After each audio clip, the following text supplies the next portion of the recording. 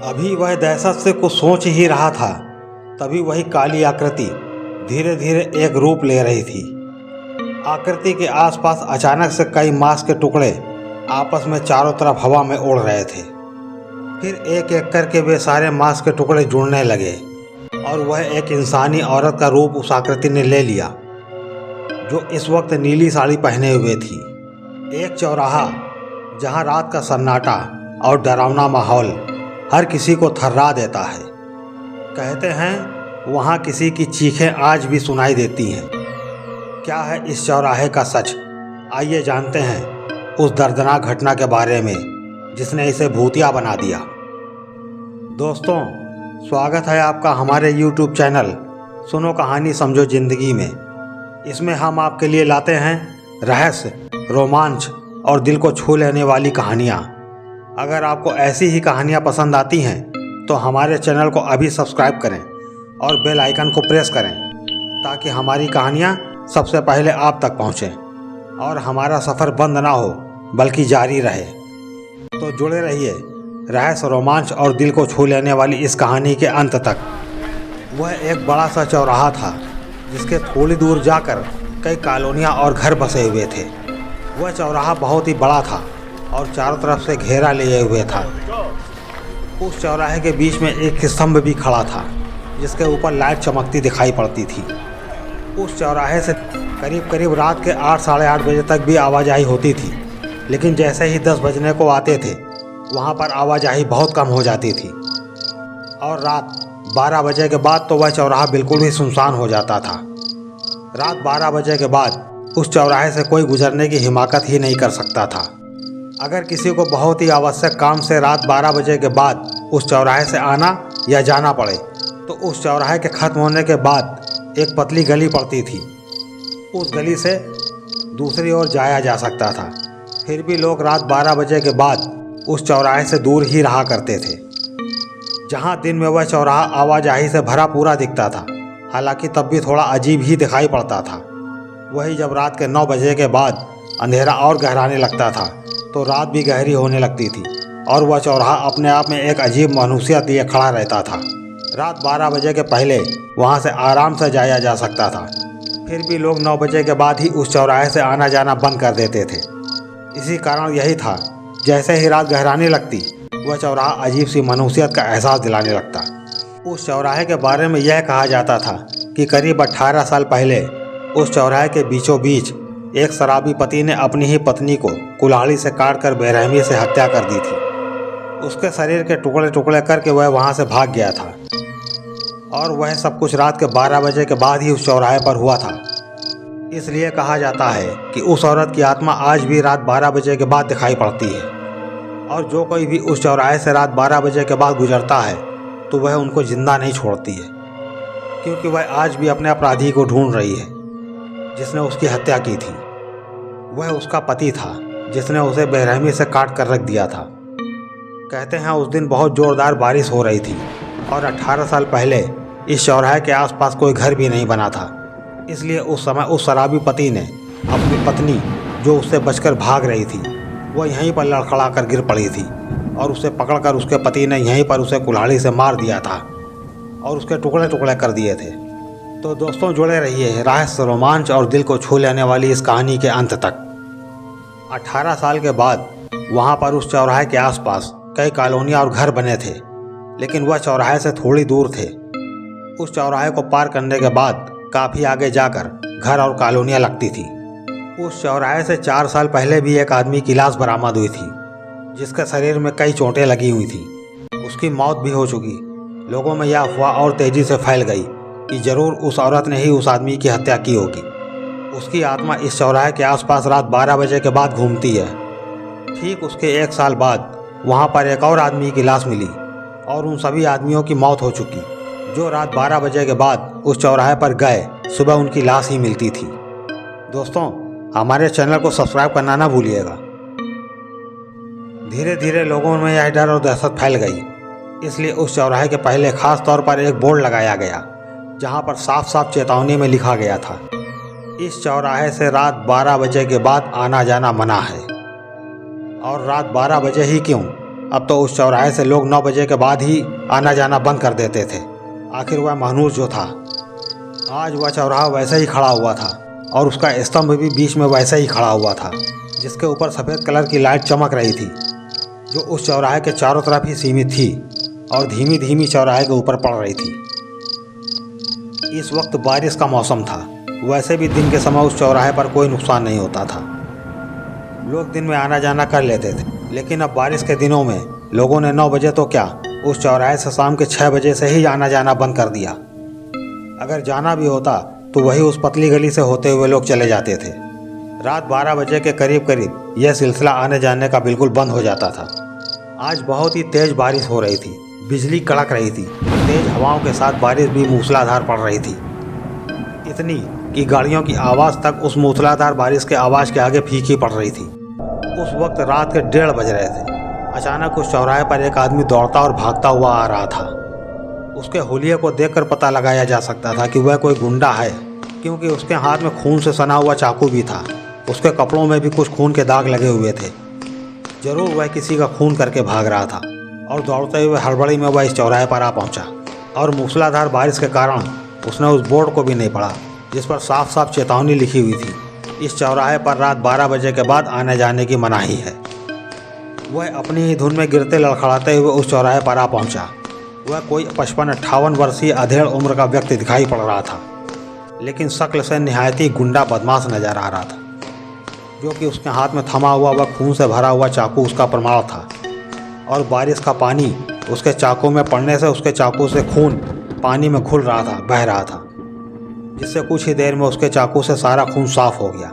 वह दौड़ता हाँफता हुआ उस चौराहे के सामने आकर अपने घुटनों के बल बैठकर हाँफने लगा। अचानक से जो तेज और मूसलाधार बारिश पड़ रही थी वह धीरे धीरे धीमी होने लगी। उस आदमी ने ठीक से वहाँ के एरिया का निरीक्षण नहीं किया था। उसकी नज़र सामने थोड़ी दूर उस गली पर भी पड़ रही थी, बस वहाँ तक पहुँच जाए, फिर उसे कोई नहीं पकड़ सकता। सोचता हुआ वह उठने को हुआ। अचानक धीमी बारिश के कारण वातावरण साफ सा हो गया। अब सब कुछ साफ साफ दिखाई दे रहा था। उस आदमी ने देखा वह तो उसी चौराहे पर खड़ा है जहाँ कुछ दिन पहले वह कांड करके भागा था। यह देखकर वह आदमी शक पका गया। वह उस चौराहे को पहचान गया। काफ़ी सालों बाद वह वहाँ आया था, तो शायद उस चौराहे से जुड़े हुए अफवाहें, किस्से, कहानियाँ उसके समझ से तो परे थीं। और वह बोर्ड जो चौराहे के पहले लगा हुआ था उसे भी उसने हड़बड़ी में नहीं पढ़ा। उसने हीन दृष्टि से एक बार उस चौराहे के आसपास नज़र दौड़ाई, फिर उसकी नज़र काफ़ी आगे उस गली की तरफ पड़ी जहाँ पर उसे जाना था। हाँ, वहाँ पर जाकर वह बच सकता था, क्योंकि अब बारिश भी थम चुकी थी। कोई भी देख सकता था उसे, इसलिए उसने यह चाकू उसके हाथ में जो था उसने अपनी पैंट की जेब में डाल लिया। बारिश के पानी से वो धुल गया था, लेकिन उसके कपड़ों में अभी भी खून के दाग लगे हुए थे। आधी रात का समय था, इसलिए अभी वहाँ कोई नहीं दिखाई पड़ रहा था, और इस चौराहे पर तो वैसे भी वहाँ आना जाना मना था। उसे थोड़ी राहत हुई और वह उस गली की तरफ बढ़ने लगा। वह उस गली की तरफ जाने को हुआ ही था, अभी वह चौराहे को पार तक नहीं कर पाया था कि अचानक एक तेज हवा के झोंके के साथ उड़ता हुआ उस चौराहे के स्तंभ के सामने गिर पड़ा। अचानक हुए इस अप्रत्याशित घटना से वह चौंक पड़ा। उसने खुद को देखा। ऊंचाई से गिरने के कारण उसे कुछ जगह चोटें भी आ गई थी। कराहता हुआ वह उठ खड़ा हुआ। वो देखने लगा कि अचानक उसे क्या हो गया। वह वापस आगे बढ़ने को हुआ, लेकिन आगे बढ़ ना पाया। उसके पैर जैसे जम गए थे और वह आगे बढ़ भी नहीं पा रहा था। अब हैरानी के साथ साथ उसे और भी कुछ याद आ रहा था। हाँ, यह वही चौराहा था जहाँ 18 साल पहले उसने अपनी पत्नी को बेरहमी से काट कर मार दिया था। वह अभी इस बारे में सोच ही रहा था, उसके सामने एक धुंधली सी काली आकृति नजर आने लगी, जो ठीक उस स्तंभ के सामने हवा के बीचों बीच झूल रही थी। बारिश बहुत मध्यम हो चुकी थी।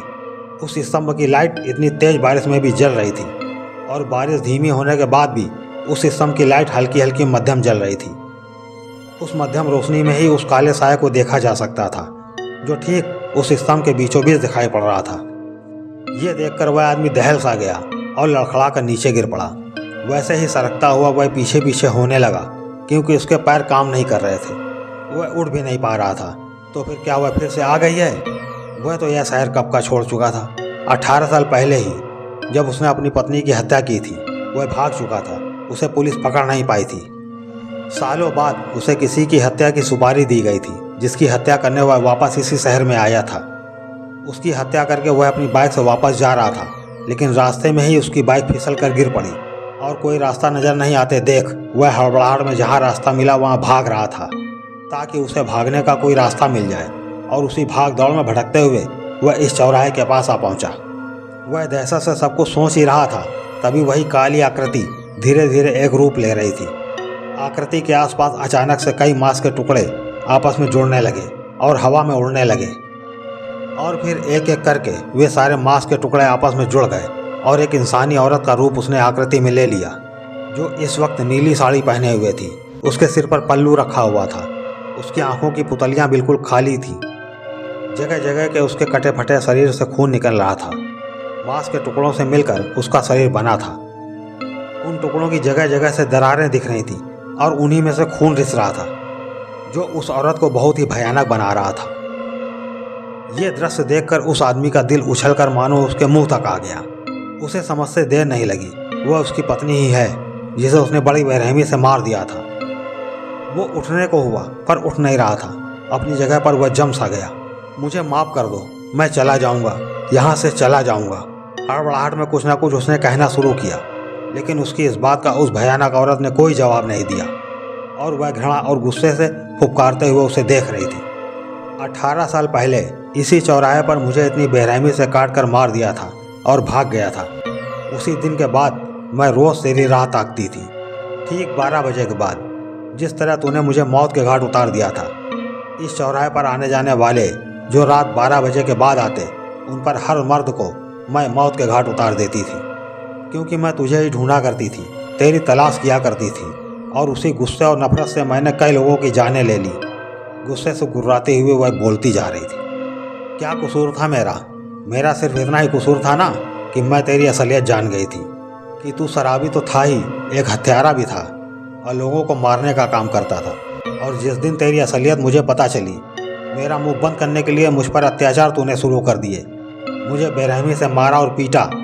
जब तेरी मार से बचने के लिए मैं यहाँ भागी तो तू मेरे पीछे पीछे कुल्हाड़ी लेकर भागने को हुआ, क्योंकि तू मुझे मार देना चाहता था ताकि तेरी सच्चाई मैं किसी को ना बताऊं। और हुआ भी वही। वह औरत उस चौराहे के स्तंभ की तरफ अपना हाथ दिखाते हुए बोली, ठीक इसी चौराहे पर लड़खड़ा कर गिर गई थी मैं, और उसी मौके का फायदा उठाकर तूने मुझ पर कुल्हाड़ी से वार कर दिया था। इतना जोरदार वार था कि मैं वहीं पर गिर पड़ी। जब तक मैं संभल पाती तूने दूसरा वार कर दिया। दूसरे वार पर मैं मर चुकी थी, लेकिन तेरा मन नहीं भरा और तूने मेरे शरीर के टुकड़े टुकड़े कर दिए और यहाँ से भाग खड़ा हुआ। तू यह शहर छोड़कर भाग गया था 18 साल पहले। उसका ये रूप देखकर पहले ही उसका पति दहशत में था। उसकी बातों ने उसे और भी दहशत में डाल दिया। वह गिड़गिड़ाने लगा, मुझे माफ़ कर दो, मैं सुधर जाऊंगा, किसी की हत्या नहीं करूंगा, मुझे माफ़ कर दो। उसको गिड़गिड़ाते हुए देखकर भयानक औरत जोर जोर से हंसने लगी। तुझे क्या लगता है तेरे गिड़गिड़ाने से मैं तुझे छोड़ दूंगी? 18 साल पहले ही तू हत्यारा था और आज भी तू हत्यारा है। आज भी तू दरिंदा है। आज खुद किसी की हत्या करके तू भाग रहा था, लेकिन देख आखिरकार तू मेरे पास आ गया। अचानक से फिर तेज बारिश शुरू हो गई और फिर उस औरत ने उस आदमी का गला पकड़ लिया और उससे बोली, जैसे मैं बेमौत मरी हूँ वैसे ही तू भी मरेगा, तड़प तड़प कर मरेगा। कहते हुए उसने दूसरे हाथ से उस आदमी का हाथ मरोड़ दिया और उसे खींचकर उसके शरीर से अलग कर दिया। वह जोर से दर्द के मारे चीख पड़ा। इस वक्त उसकी चीख कोई नहीं सुन सकता था, क्योंकि रात 12 बजे के बाद वह चौराहा सुनसान जो हो जाता था और उस तेज बारिश में उसकी आवाज़ भी दब कर रह गई। आज तेरे खून से मैं अपनी प्यास बुझाऊंगी और हमेशा हमेशा के लिए मुक्त हो जाऊंगी। कहते हुए वह फिर उसके दूसरे हाथ को भी उसके शरीर से खींचकर अलग कर दिया। अब उसके दोनों हाथ उसके शरीर से अलग हो चुके थे और वहाँ से खून बह रहा था। वह आदमी तड़पता हुआ जमीन पर गिर पड़ा और फिर वह भयानक औरत ठीक उसके ऊपर आकर खड़ी हो गई। फिर उसने उसकी गर्दन पकड़ी और उसे बड़ी बेरहमी से मरोड़ने लगी। इतनी बेरहमी से उसने उसकी गर्दन को मरोड़ा कि पूरी तरह से धीरे धीरे चमड़ी उसकी उतरने लगी और फिर उसने एक ही वार में उसकी गर्दन भी उसके धड़ से अलग कर दी। फिर उसने उसके सीने को अपने हाथों से बड़े बड़े नाखूनों से चीर दिया। फिर उसने उसके खून का रक्तपान किया और जोर से भयानकता से चिंघाड़ने लगी। अपने दोनों हाथ फैलाकर वह जोर जोर से रुंदन करने लगी। उसका शरीर फिर से मांस के टुकड़ों में अलग अलग हो गया और नीचे ज़मीन पर गिर पड़ा। फिर उन सारे टुकड़ों से सुनहरी रोशनी निकलने लगी और फिर वह धीरे धीरे हवा में ऊपर उठने लगी। धीरे धीरे हवा में उड़ते हुए वह टुकड़े पूरी तरह से सुनहरी रोशनी बदल चुके थे और उन्हीं सुनहरी रोशनी से फिर से एक आकृति बनी जो एक औरत की थी। उसी औरत की आकृति जो अब मुक्त हो रही थी और अपने असली रूप में वह आ गई थी। नीली साड़ी पहने, सर पर पल्लू लिए, सांवली रंगत लिए, पतली कद काठी की वह औरत धीरे धीरे आकाश की ओर चारों ओर सुनहरी रोशनी लिए हुए जा रही थी। उसका 18 सालों का इंतजार खत्म हुआ। उसने अपने हत्यारे को आज सजा दे दी और वह अपने प्रेत योनि से मुक्त हो चुकी थी और कुछ ही देर में दूर आकाश में जाकर गायब हो गई। दूसरे दिन उस चौराहे के आसपास काफ़ी भीड़ थी क्योंकि वहाँ पर एक आदमी की लाश पड़ी हुई थी जो बड़ी ही बेरहमी से कटी फटी थी। उसके हाथ और गर्दन उसके शरीर से अलग थे और वह काटे हुए बिल्कुल नहीं लग रहे थे, जैसा उन्हें किसी ने उखाड़ फेंका हो।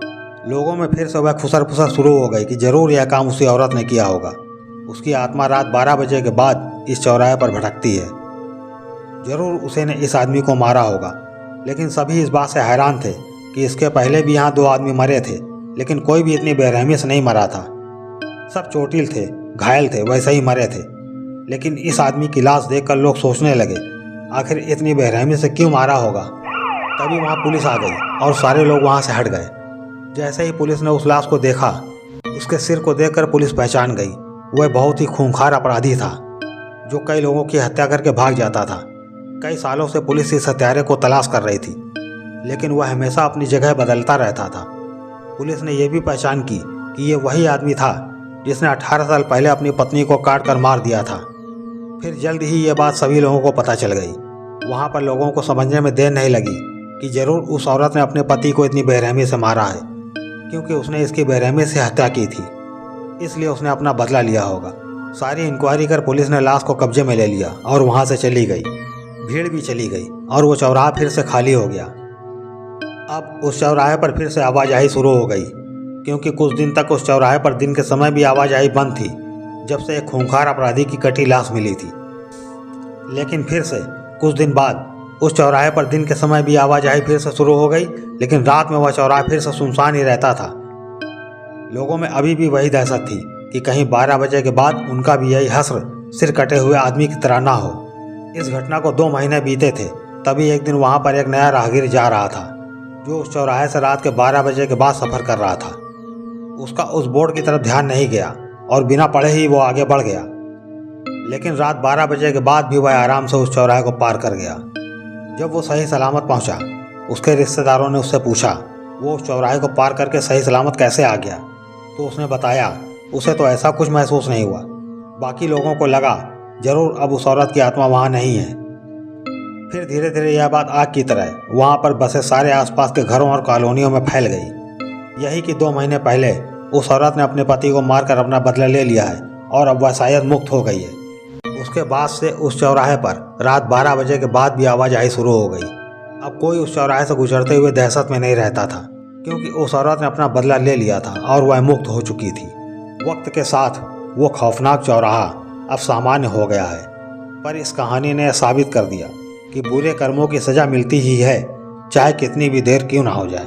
तो दोस्तों, ये कहानी आपको कैसी लगी? अच्छी लगी हो तो लाइक कीजिएगा और अपने दोस्तों को शेयर कीजिएगा, और हमारे चैनल सुनो कहानी समझो ज़िंदगी को अभी सब्सक्राइब कीजिए और बेल आइकन को दबाना ना भूलिएगा, ताकि हमारी कहानी की गूंज आपको सबसे पहले सुनाई दे। तो मिलते हैं अगली रोमांचक कहानी के साथ। तब तक आप स्वस्थ रहें, मस्त रहें। धन्यवाद।